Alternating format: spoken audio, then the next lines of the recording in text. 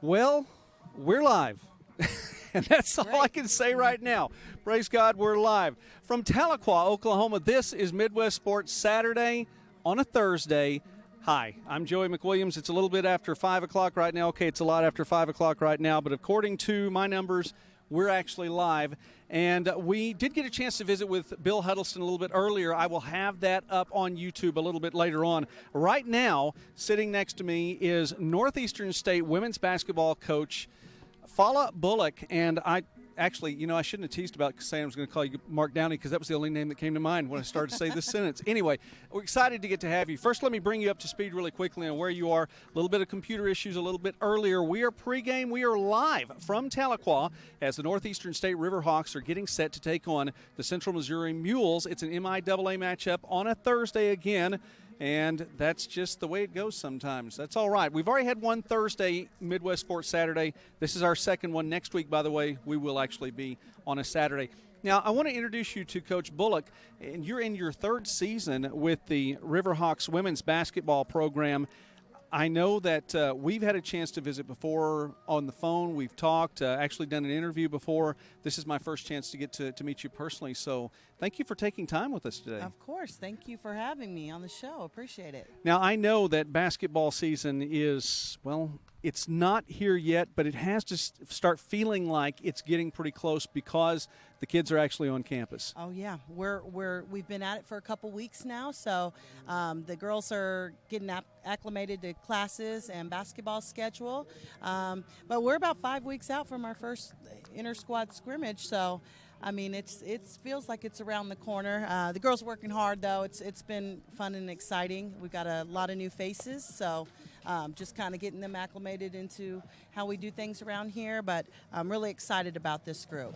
Well, that's good. How much can you work with them right now? I mean, I know that there are limitations to what you can do and can't do. And that's, obviously with football, it's definitely, a lot for the kids' safety because it's ridiculously hot here right now. Yes. And, of course, there are things like that are put into play on your end as well. Have you had much chance to work with them? Sure, yeah. Per NCAA rules, we get 8 hours of preseason per week, 5 days. So 4 of those hours can be basketball related activity and the other 4 are strength and conditioning. So we kind of split up our week and do a little bit of both every day. And it's worked out really well for us so far.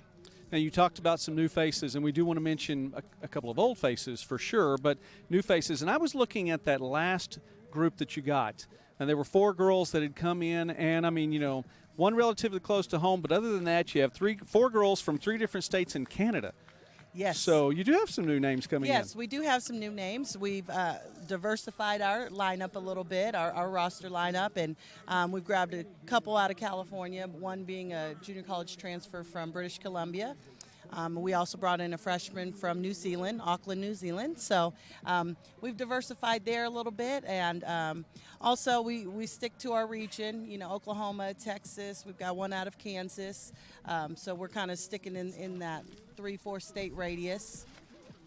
It's a different look for you right now as I'm visiting now with Fala Bullock, who is the head women's basketball coach at Northeastern State. When you played here, I believe it was Lone Star Conference. Yes, sir. Was what you all were a part of then, and I know that. I was calling games back then within the conference, a little ways down the road here in Oklahoma, but it's the MIAA now. Does that have an effect on your recruiting as to you feel like you may have been recruiting from one area when you were playing, or Coach Gibson was. Sure. And now you're recruiting from another area. Does that fall into play? Yeah, I think so. I mean, in the Lone Star, it's more the southern states, so it was at that time Oklahoma, New Mexico, Texas was the league makeup. So you were getting players from that region, mostly Texas, mostly Oklahoma, where we were drawing north.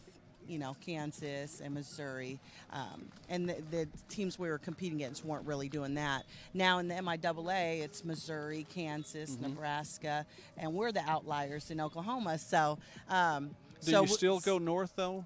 We do. We do. We've got a kid out of Wichita, and we're not opposed to recruiting north. We want the best available, so we're willing to go pretty much anywhere to find that. But our region's been good. Oklahoma and Texas is good to us. You know, we're fortunate to have such great talent in these two states, these bordering states, and then of course Kansas, and you add Missouri. I mean, there's just so many good players out there. The MIAA tends to come out of Missouri, Kansas high school. One last question, and you do have a number of returnees. One in particular, you get Hayes back.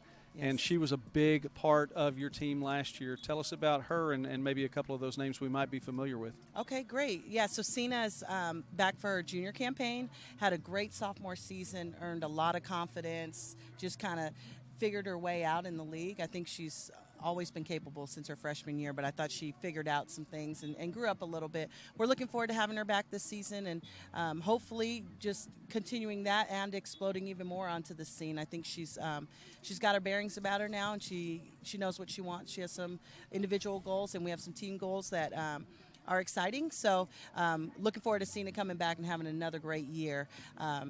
Tree Brooks was out. She was a redshirt senior last year, tore her ACL, so she'll be back for her redshirt senior year. I think having some experience at the point guard position will do us well. And then we like two transfers that we brought in. Satori Robertson from California, 6'3", big out of a junior college in California, and then Shay Sanchez out of another junior college in California. She's our British Columbia girl. I think she'll add more depth. Both of them will add depth, but the height, and then Shay will bring some depth to the wing, and some scoring ability will be nice to see. And then we had three freshmen last year that all played, the twins, Megan and Morgan Lee, and then Cielo. I think Cielo McLean's going to add some experience to that roster, and then a ton of freshmen, lots of new faces, but always fun. Always fun, always giddy, but bringing great energy, learning lots, and they're really exciting. They're an exciting group that I'm looking forward to watching over the next 4 years as well. All right. Well, Coach Bullock, thank you for stopping by and taking some time with us today here on Midwest Sports Saturday. It's football time right now, and you can probably see a little bit of activity going on here at Doc Wadley Stadium. And this place, man, it's a nice place. It really is a nice place. Not the only football going on tonight. Really quickly, I want to let you know Missouri Western at Fort Hays State tonight, Central Oklahoma at Kearney, Nebraska Kearney tonight, and Missouri Southern at Lincoln tonight. And those are games within the MidwestSports.net footprint. But I think they may be the only Thursday night games going on because MIAA. That's just the way it is. Now, there was another game, some more games happening on Saturday. And Division III schedule, we may get a chance to go through that Division III schedule a little bit later. One of those teams is Central playing at home. Now, DePauw taking on Central tonight. Central, a big win over Greenville last week, and a lot of that coming at the hand of the quarterback, Blaine Hawkins, threw 6 touchdown passes last week, and we had the opportunity to get to hear from him about his effort and the team's effort in last week's game. We're with Central quarterback Blaine Hawkins. School record 6 touchdowns Saturday and a 42-12 win over the University of Northwestern St. Paul. Record-setting day, but 5 of the first 7 were incompletions. For them, 22 of the last 26 passes complete. Something click in there? What was the slow start? Yep, just the first game of the year jitters a little bit early on. We had receivers who were getting open. The line was doing a good job protecting, and I just wasn't able to hit the guys right away. Took me a couple series to settle in there, and then once we kind of got on a roll, I felt a lot more comfortable out there and was able to start getting guys the ball. Did get on a roll, scored on 5 straight possessions where you took a seat late in the third quarter. 2 of your receivers, Hunter Robinson, career high 8 receptions, Tanner Schmakey 7. You've played with those guys a couple years. Is that comfort level? Is that making a difference? Yep, definitely. Throughout spring ball, I had an opportunity to throw those guys a lot of passes, and I think that just shows right here in the games. The connection we've kind of built over the past few years is really starting to pay off, and we're really comfortable knowing where each other are on the same page and able to get each other the ball in the right spots. And preparation-wise, what's your summer been like? Summer came back here to Fala, would throw on the weekends with Hunter often, so kind of can see how that's paid off during the season. Also spent the summer at home lifting a lot and coming back here and checking in with the guys who are staying in Pella. And what's the outlook for the season? So far, so good. We're taking it 1 week at a time. We've got DePauw next Saturday, and that's our only focus right now. All right, good job in game 1. Thank you. Mics are hot. Back here in Tahlequah, and again, Central taking on DePauw. That is a home game, and that will be on Saturday. Division III schedule in the MidwestSports.net regional footprint. I'm Joey McWilliams. Thanks for watching Midwest Sports Saturday on a Thursday. And the Riverhawks are getting ready to play behind us right now. The football Riverhawks, and I have with me the coach of the men's basketball Riverhawks, Coach Mark Downey, stepping in right now. And we transitioned. You went off the screen there for just a moment, but we've got you now. Like your lower third. The lower third was there, but you were gone. I don't know what happened to him. But anyway, I know you're getting ready for basketball. Big football game tonight, though, and this has got to be that exciting time. I'm sure the basketball players are getting ready, but to get to watch some home football, that has to be fun, too. Yeah, it is. It's an exciting vibe here with Coach Eckert taking over and the past that he's had with Northeastern State football, and we're excited to have him. And yeah, just you ramp it up in the fall, and there's tailgating, and there's music playing, and there's there's just something in the air, and hopefully they'll get some things going, and we'll feed off that momentum right into basketball season. Coach, I know it's not very far away. It really is only about 5 or 6 weeks away, and for football fans, obviously.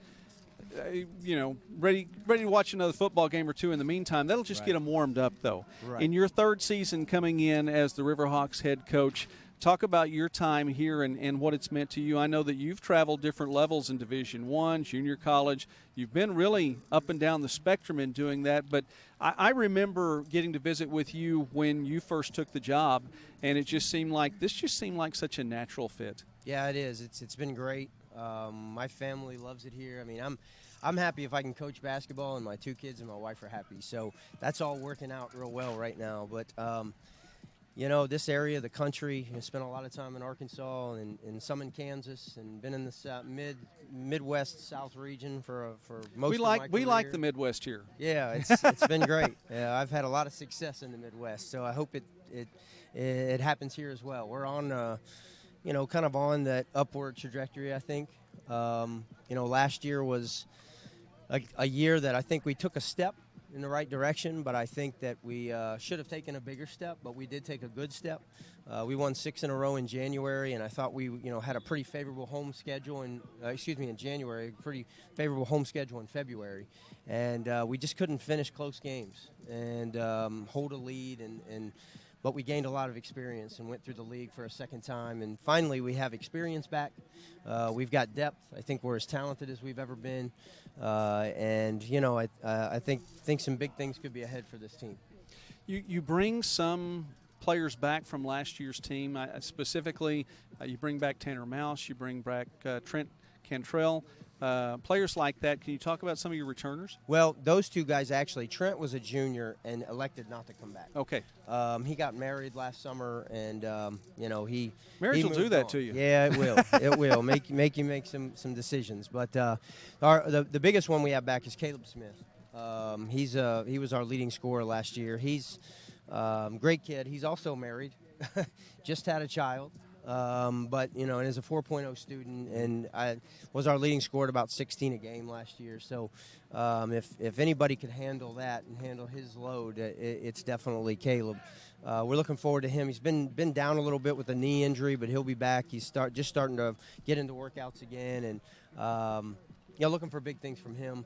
We had a guard, Kendrick Thompson, sitting out last year that practiced every day, and he's a Division I transfer, and he's a special player. He was most of the days in practice our best, if not one of our best players in practice last year. And we've got the 2 big guys back under the basket, and Josh Ihek and Aaron Givens, and Bradley George that started about half the games for us at the point guard position is back, and Gordon Hill that played a little bit. So we've got some good experience. All those guys are seniors. And then we've added, 4 or 5 transfers and brought in 4 freshmen as well. And we really like them. Guys are bought in, really competing hard every day. And, it looks like on paper it could be a good year, but we've got a long way to go. Speaking now with Coach Mark Downey from Northeastern State, and when you have 4 freshmen coming in, it seems like that shows the balance, that you're able to bring a certain number in each year, and you're not overloading, and where you have too many new faces, or you're going to graduate too many out at one time. Do you feel like you have that with this team? Yes, that was more of our goal. Those 4-year guys, those guys that you bring in as freshmen, they become your stability. They become your foundation. And I think the first 2 years we were a little bit transfer heavy, just trying to get this thing jump started.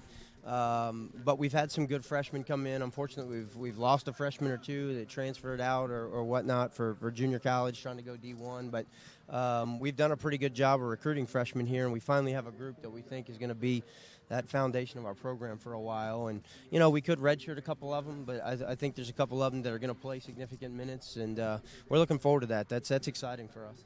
Coach, you talked about making that step, and it's a football team behind us right now that would like to take a step and like to get a win tonight. Again, coming up here in a little while, Northeastern State hosting Central Missouri.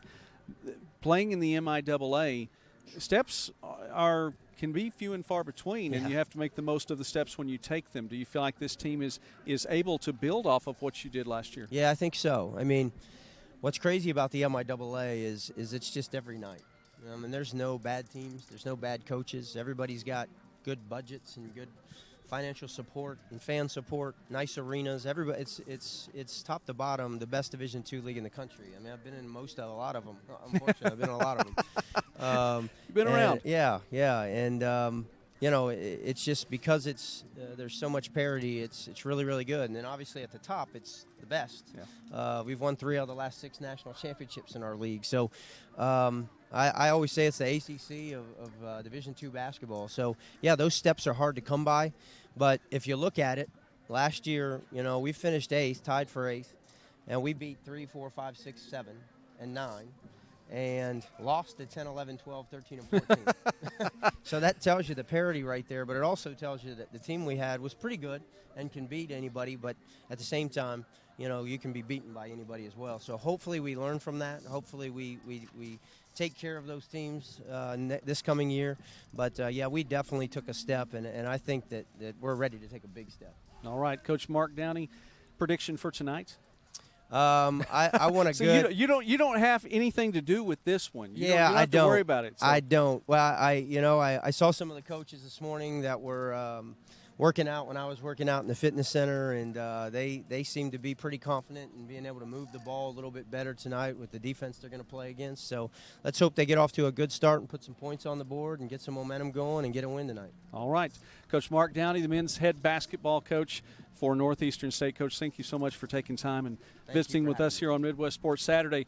As we're going to move along, we'll transition just a bit, but before we do, we did get a chance to hear a little bit about last week's game. Central Missouri coming off a win against Fort Hays State. They did that at home, had a fake punt at the end to really keep a drive alive and to stay in it. They were down 9 points in the fourth quarter, and Coach Brooke Bowles had a chance, Coach Jim Zavoda had a chance to talk about the win. I just think they wanted it so bad in the first half that my thoughts were going in at halftime is we're just too tight and we're just not letting the game come to us and, doing the things that allow you to make plays and in a timely manner that we saw in the second half. 516 yards of total offense for the Mules, and for the defense, just 1 sack, but a big one. Long off season, hard work and trying to get the ball out. So last play, last drive, we needed that. It was huge, and just glad we came out with a dub. Mules are on the road next Thursday at Northeastern State. For UCMathletics.com, I'm Katie Richardson.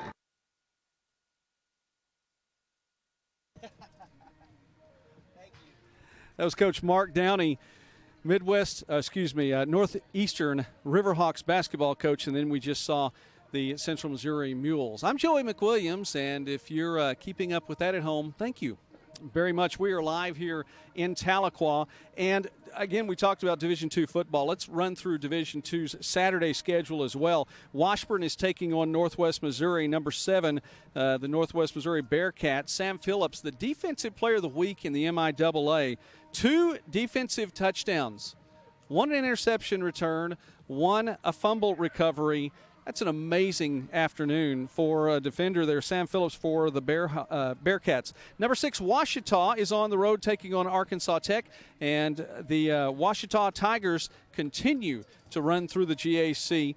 Another win to start off the season, and they got that last week over Harding. That was a battle of ranked teams, And it came down to the wire once again. Classic battle there, 16-14 over Harding, and take on Arkansas Tech on the road on Saturday. It's Monticello at the aforementioned Harding team. Harding drops to number 22 in the rankings. Oklahoma Baptist at Southern Arkansas on Saturday. It'll be Southern Nazarene at Henderson State, and Midwest Sports Saturday will be at Henderson State in the month of October.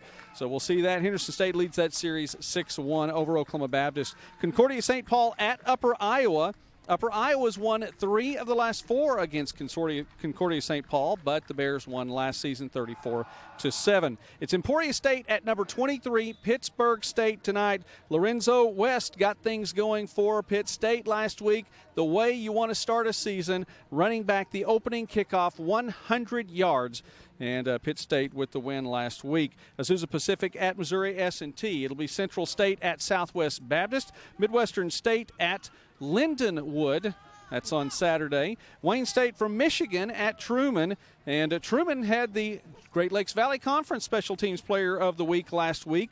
In Lawrence Woods, he blocked a 39-yard field goal attempt and brought back the second half kickoff as well, 87 yards. His 5th kickoff return sets a Truman record and a GLVC record as well. So Lawrence Woods getting it done for Truman. Truman had the big win over Drake last week. That touchdown was the only touchdown of the game. It was a 10-7 win for Truman over Division I Drake last week. It's West Texas A&M at William Jewell. First time these two schools have met.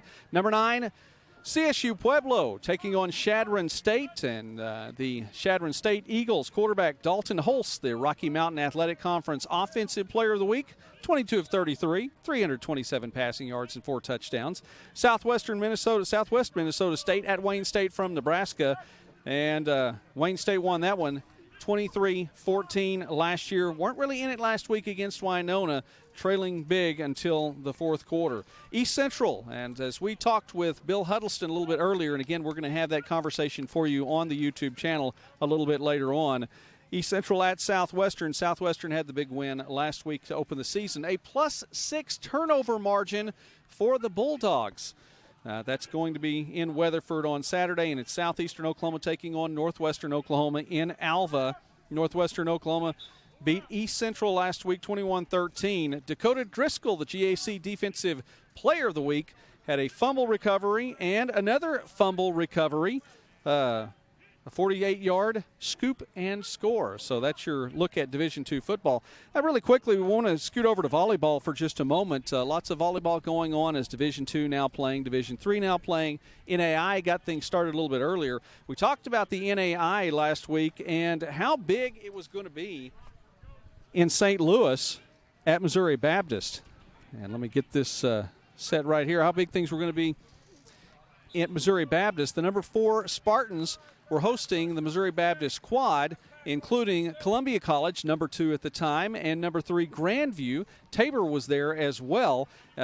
Missouri Baptist comes away with 2 wins, one over Tabor, straight sets, and then a 5-set thriller against Grandview. We had an opportunity to hear from Coach Nichols, Coach Chris Nichols, following that contest just after the big 5-set victory over Grandview. Yeah, it's going to have to be. I mean, we really just haven't made it to the point of our season to where we can really focus on the block yet. You know, with the kids having the eligibility issues at the beginning, you know, put us a little bit behind. So we've been really focusing on the serving, passing aspect and hitting balls out of system. And, you know, when we got into a big match against a team like that, you know, we probably needed a little bit more work on the block. But it'll be definitely something we focus on this week. Well, I want to talk about Ariana Macias. 36 digs. I don't know what the school record is. It's probably higher than that.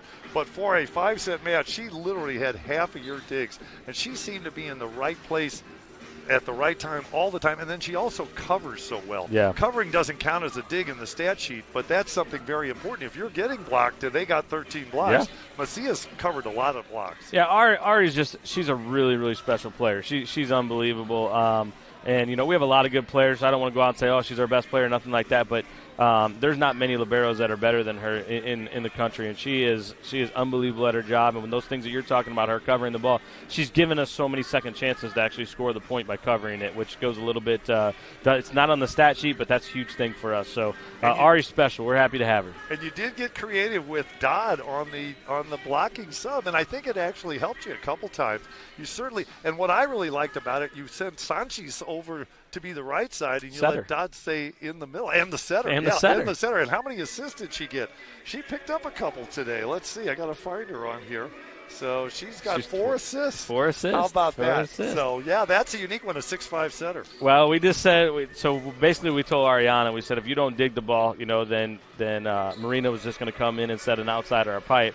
If she did, if somebody else dug the ball, then Ari was supposed to come in and do it. And it's just a lot of confusion. It was just easier just to put Marina out there to set the ball, and she did a really nice job for us. So, I think Raylan got 2 assist blocks in doing that, and she only did it for 3 sets. So that's pretty good for her to come in and be able to make an impact. And we're back here live at Tahlequah as the Northeastern State Riverhawks are getting set to host the Central Missouri Mules. I'm Joey McWilliams. Thanks for watching Midwest Sports Saturday here on this Thursday night. A condensed version tonight, and we will be back with you next week. It will actually be on a Saturday next week. We will be coming to you from the NAIA. Langston, the Lions, hosting Oklahoma Panhandle State, the Aggies, and that's going to be a Saturday afternoon live stream. Now, I was talking about volleyball. That was the NAIA. How about the MIAA in Division II? Since we're in MIAA territory tonight, let's talk about Division II and MIAA volleyball. Right now, coming into this weekend, of the 11 volleyball schools in the MIAA, 5 have 4-0 records, 4 at 3-1. We talked about this, by the way, on Midwest Sports Now a little bit earlier this week. Missouri Western, Nebraska Kearney, Northwest Missouri, Pitt State, and Washburn, each with 4-0 records overall. Central Missouri, Central Oklahoma, Emporia State, and Missouri Southern, each with 3-1 records. So there's some good volleyball being played right here in the Central region in the MidwestSports.net footprint. Let's look through the NAI schedule really quickly before we wrap things up. Number 24, Dordt at number 1, Morningside. That's on Saturday. And Morningside had the week off last week after an 80-0 win over St. Francis. Well, you know what? In that win, we're going to wind up with the players of the week, offense and defensive.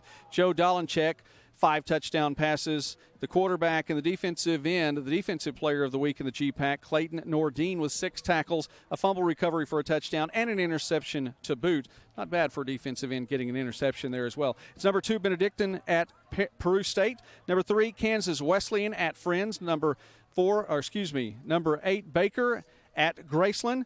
Central Methodist is taking on Grandview. Concordia at Buena Vista. It's Dakota Wesleyan at Briar Cliff. And that could be the game of the week in the GPAC if it weren't for Dordt at Morningside. That could be a good matchup right there. Briar Cliff, a program that is coming along. Dakota Wesleyan on the road at Briar Cliff. It's Evangel at Clark. Mid-America Nazarene at William Penn. Northwestern Iowa.